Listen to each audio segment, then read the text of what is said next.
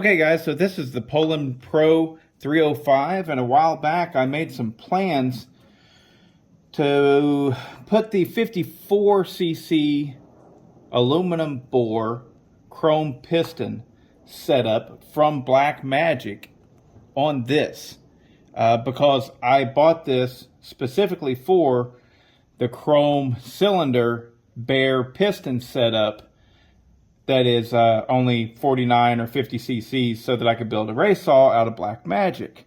Well, Black Magic's piston and cylinder were perfectly fine, and I need practice porting and polishing. So I was going to port and polish the bare aluminum cylinder. Beep, right here. See how dull it is? Chrome piston. But I never got around to it because turns out that this case needed to be widened up for the larger piston.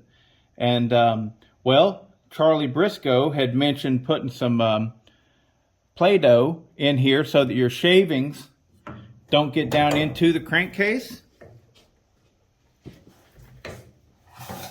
And I thought, man, that sounds like a killer idea. So, here we go.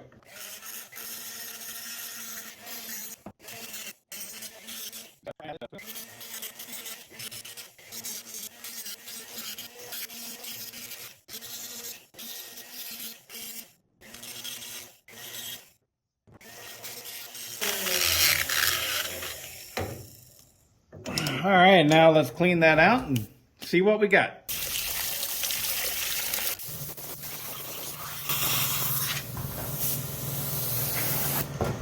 All right, so many of you probably already know this, but for those of you who don't, WD-40 stands for water displacement, and it was their 40th recipe.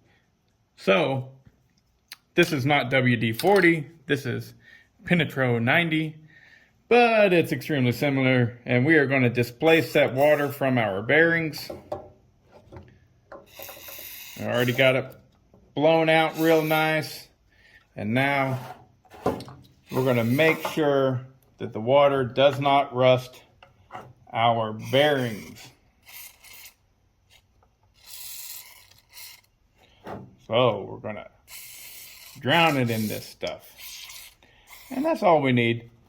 All the aluminum shavings, you know, what got down in there, we were able to clean it out really good. And I am definitely a believer that you don't want the aluminum shavings in your bottom end. But I don't think that it's that big of a deal. Especially, now this one is a little bit different because we have this bare aluminum bore. But with a chrome cylinder, it's especially,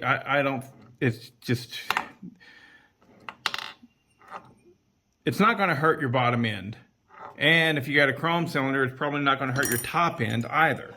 But, I mean, of course, you want to do your best in cleaning it out. A lot of people, whenever a piston fries badly and there's like aluminum powder that got down into the bottom end, a lot of people are like, that saw's trash.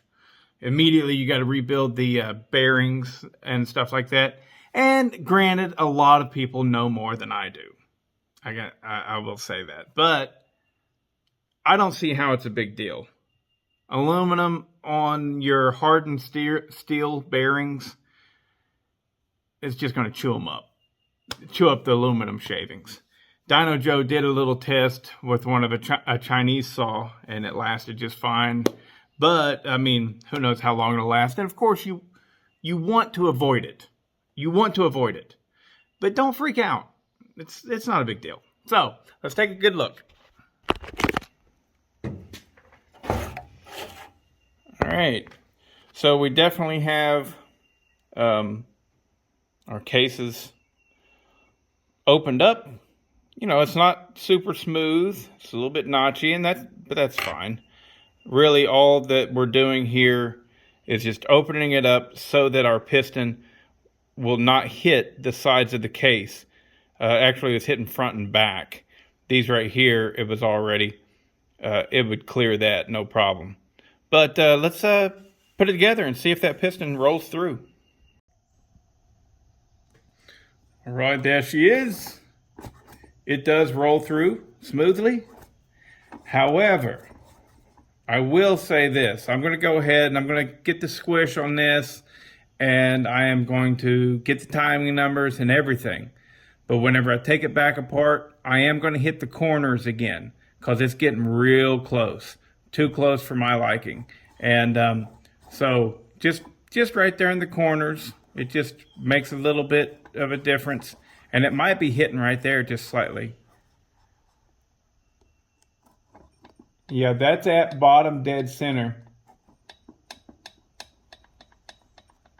Yeah, so it is definitely slightly hitting.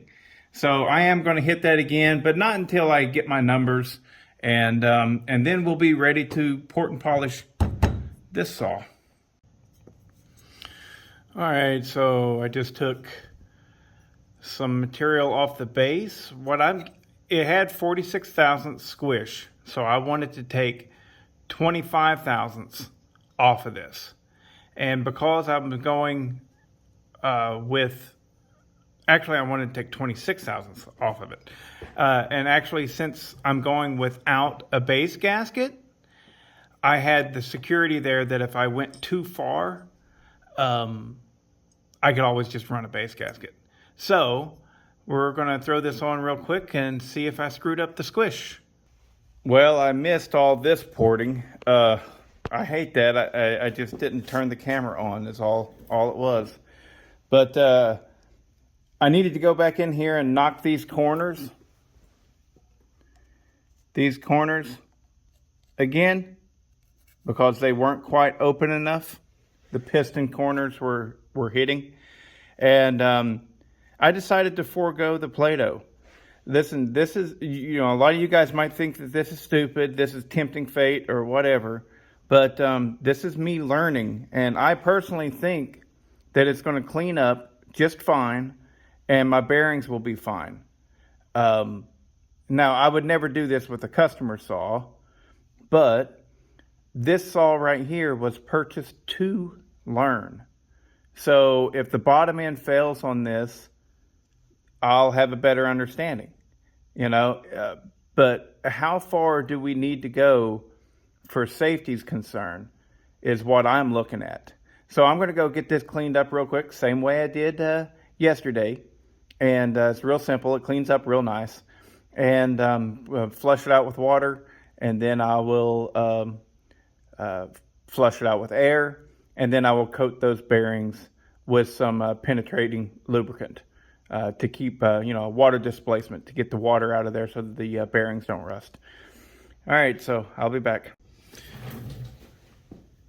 Okay, so now you can better see what's going on here. Got it all cleaned up.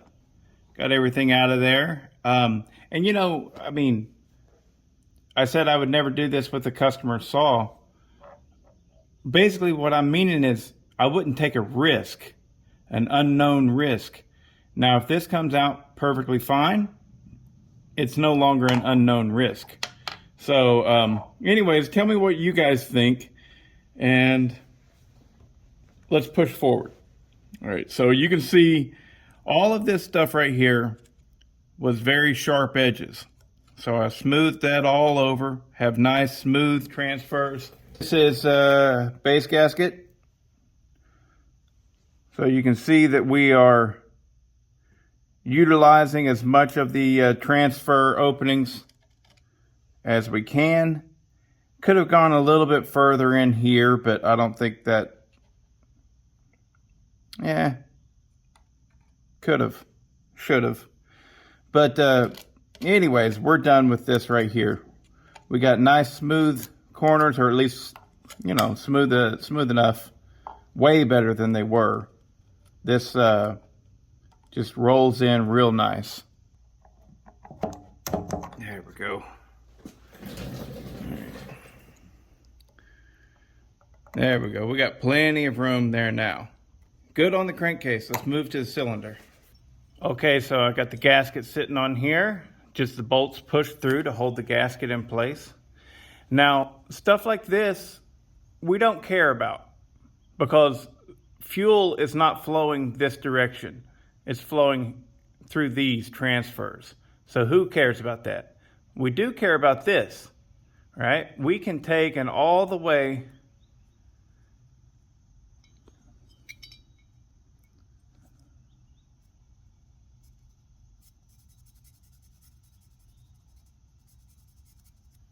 that whole area right there, we can roll it into the transfer.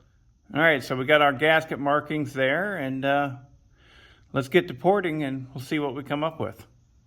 And with the transfers here, instead of just simply raising the whole transfer, I'm going to direct the transfer. So if you can see, what you can't, there's a little wedge that I will be cutting there, so that, you know, instead of a flat transfer, the transfer will be like this. It'll be ramped.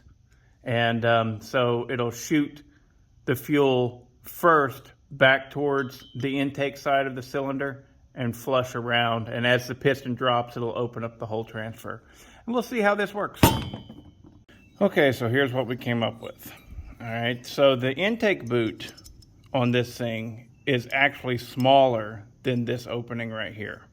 So if I open this up further on the outside here, all it's going to do is create a ledge in which the fuel and air mixture hits before it tumbles in.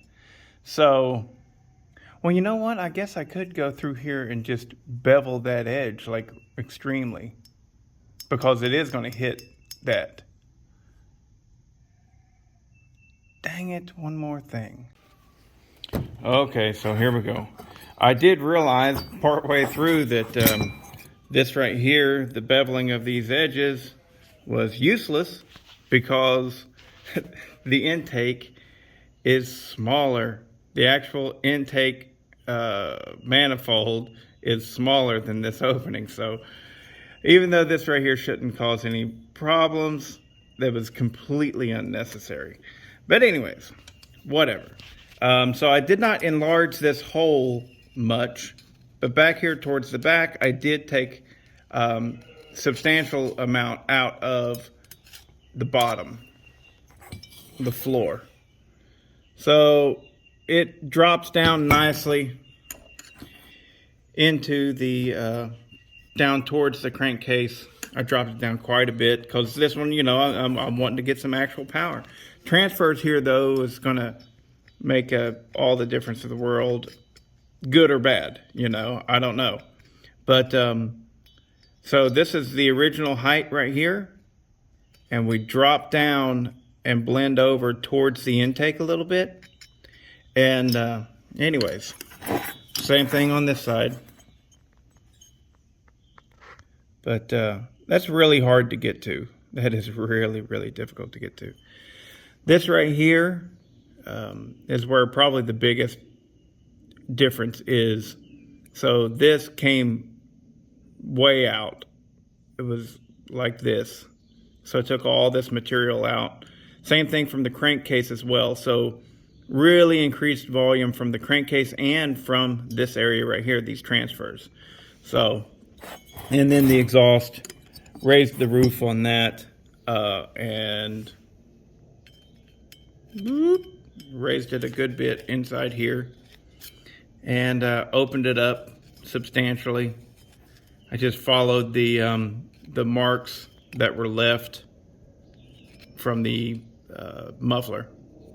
So anyways, now we got to do a muffler mod on this thing, put it back together and see how it runs. Okay, so what I did with the exhaust here.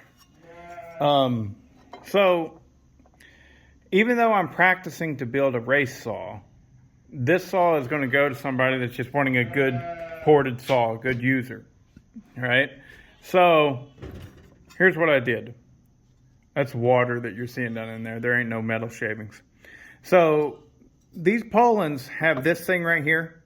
It's a little tube, and the cylinder goes on this side, and then it comes up here, hits the wall. If you've watched my other videos, it's important that you have your wall in the right spot. It hits a wall and then reflects back towards the cylinder. Anyway, so this little tube is important. I've been making muffler mods to where I remove everything, but I'm wanting to try something like this where I am concentrating the flow of exhaust down before it hits the wall, and then it gets released. That way we keep a little bit of back pressure. We can still flow out. Now the stock exhaust over top of this has a spark arresting screen, and then right here it has a little tiny fish mouth. I've closed that up. All right, it's not sealed perfectly, but it doesn't need to be. But it's closed up, and then I installed this. So we shall see how it works. We will have the ability to concentrate our flow of exhaust all the way down to that wall in case we get anything wanting to bounce back. Then we have good relief coming out. There's a lot of surface area to come out of that, and then it'll find its way over here. So we'll see how this works. I'm going to go ahead and throw some paint on this and then start assembling the saw. Okay, so what's the verdict? So I got it tuned up, got the old Craftsman bar that came on the 3.3 that I got a long time ago. Anyways, it's a semi-chisel chain, but let's see, got it all tuned up. This plastic top cover was already burnt up from the exhaust because somebody didn't have the exhaust sealed up right. That's common to these. But anyways, fired it up, no problem. Went out to put it in some wood to get a tuning session before I showed you guys. And so I got it tuned up right. But at first I was like, dang it. I've ruined this cylinder because it just didn't have no torque. It was difficult to get it tuned in right. It wanted to go, it would get fat really easy. And then the difference between hitting right there and getting the sweet spot was so minute. Usually, you know, you got a good 1/16 of a turn or even a 1/4 of a turn that's completely workable. It's like, dang it. I went too high on those transfers, blah, blah, blah, blah, blah. But then I realized I had the choke on half. So you know, you got full choke and then you got partial choke. And so I pushed that in and immediately woke up. So it's definitely running better than an original 3.3 with bare bore wood. I need to do a whack off with it because before, one of these cylinders got beat by the chrome bore cylinder. If you remember, that was probably my very first ever whack off video. So I need to test it, see how good it actually got.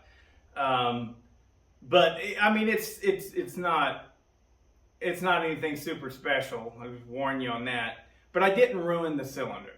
I at first there I was like, oh man, I ruined the cylinder. I ruined it. But no, it's not ruined, and I do believe it is definitely better than it was before. And let's go take a look at it in the wood. See it cut. Oh, the numbers. You should see the numbers. So the intake, now you have 166 degrees of duration. Right? It's coming on at 83 degrees before top dead center. The exhaust is the same as it was originally, which is 100 degrees after top dead center. I was trying to go a little bit further than that, but I didn't. So we got 160 on the exhaust duration, and then the transfers is where it's special because they first start to open at 120 degrees. What is that? After top dead center, right? So you've only got 20 degrees of blowdown, which is really small. We got those transfers opening early. And then, but only halfway there. So you've got the original transfer is still in place at 126 degrees. Yeah. So you've got 26 degrees of blowdown after your original 20 degrees of blowdown. Am I getting this right? Oh God, it's hurting my head. Your transfers open in stages. This one does now.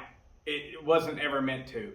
The first stage opens at just 20 degrees of blowdown, and then as that piston continues to go down, it opens up the second stage of transfer at 26 degrees of blowdown. So that fuel is getting a chance to rush in there and start pushing out the exhaust. Anyways, it's working pretty good. It's not as good as it could be, I'm sure. I'm certain. I'm 100% positive, actually. But I didn't screw it up, and I'm happy. So let's take a look at it.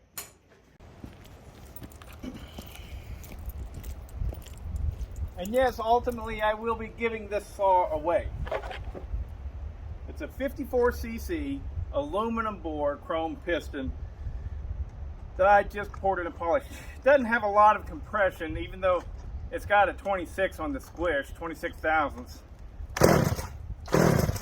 Well, I just had it running.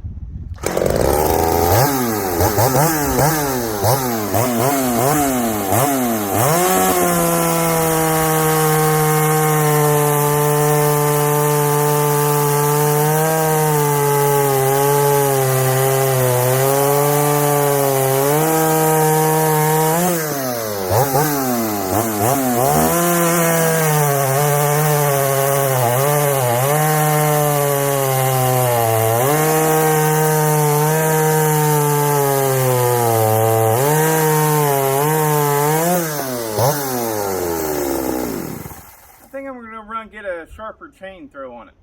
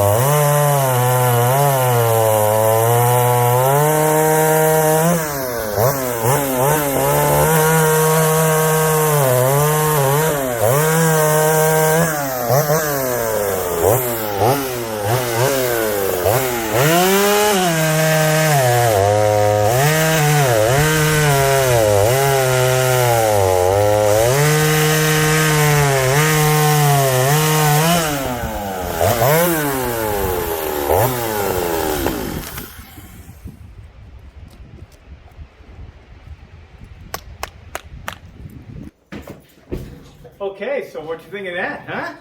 Not too shabby, huh? All right, so I will be giving this saw away. At the moment, I can't think of anything, any kind of competition or whatever. So I'm up to suggestions. But what I want, I mean, look at this saw. It's ugly as a mother trucker, and has no value to it. If I was to try and sell it, it has a lot of value to me, and exactly what I wanted from it, to learn. I wanted to learn, and I sure enough did. It's got new crank seals. It's got new seals. It doesn't have new intake seals, but it didn't need them. So it's It's got a good working carburetor. It oils good. It runs good. It's a good saw. What I want is this to go to somebody who needs a good saw. That's it. I want somebody to use it. Preferably a broke ass son of a bitch. That's that's who I want it to go to. I want to send this to somebody who could use a good chainsaw. Probably the only thing that they have is a freaking Poulan wild thing. They're just doing what they can to cut wood for their family. That's who I want this saw to go to. And just so that you know, well, no, this requires 325 chain. I was going to say a Poulan wild thing bar and chain would fit right on this, but you'd have to swap out the sprocket for a 3/8 low profile chain. So if one of my viewers out there, if this sounds like you and you could use a good saw, let me know. But be honest about it. I mean, a lot of my viewers are just like me. We got tons of saws. We don't need another saw, you know, and we got really nice ones too, you know. I want this to go to somebody who needs a good saw and wants to play with something. This is a ported saw that freaking cuts pretty damn good, you know. I'm very happy with it. The reason I got this saw, besides learning, is it came with a clutch cover that has a brake. Now, I'm keeping the brake. I'm keeping that clutch cover and everything. You're getting this one. You know, so it was multifaceted. Oh, and of course the chrome cylinder that I will use for a different project. But hey, shoot, you know, this is... If none of my viewers speak up and say, yes, I'm in need, okay? I don't want somebody to be like, oh, I'd like to have it. I want somebody that's got a shitty chainsaw right now and can't afford another one. That's what I want. I want to give it to somebody. So, my email is Pennington20... No, wait a minute. Never mind that. I got my new one. Bodie@woodsmanessentials.com. So, email me there if you know a candidate that could use this, or if you are a candidate that could use this. Because if you put it in the comments, maybe there's a little bit of embarrassment there. Maybe somebody is like, I don't want to tell everybody that I'm a broke ass son of a bitch, you know? But you are. And I've been that before. I've been so broke. Well, I was homeless for a little while, you know? Divorce sucks. All right, so sleeping in my truck. Then I finally had somebody take me in, and I slept in an attic. That was hell. Summer in Georgia. Woo! Finally, I got into a little one room, started taking care of my shit, you know? But I've been there. And so this is a good, decent little saw that you can get good work out of. And let me know. Bodie@woodsmanessentials.com. So, anyways, yeah, I'm happy. Runs pretty dang good. I don't know if it beat the 2153 Johnson Red. I don't know. And if you don't know, for some reason, if you've been on the moon, a 2153 Johnson Red is the same thing as a Husqvarna 346 XP, which is known as one of the very best 50cc saws. Really an excellent saw. So now it is not stock, the 346. It has had a muffler mod, nothing special, just a plain old muffler mod. And it has had just a tiny bit of port work on the intake, just kind of a cleanup port. Didn't change any timing, nothing like that. But, you know, probably never saw any gains from that. Best I could hope for would be throttle response. So you could say it's a stock one with a muffler mod. Anywho, I don't know if it beat it or not, but I do know that it ran good. It ran very good. It really started gobbling up that pine whenever I put a good chain on it.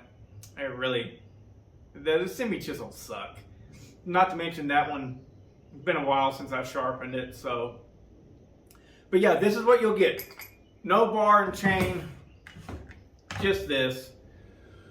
Perfect for you, you broke ass son of a bitch.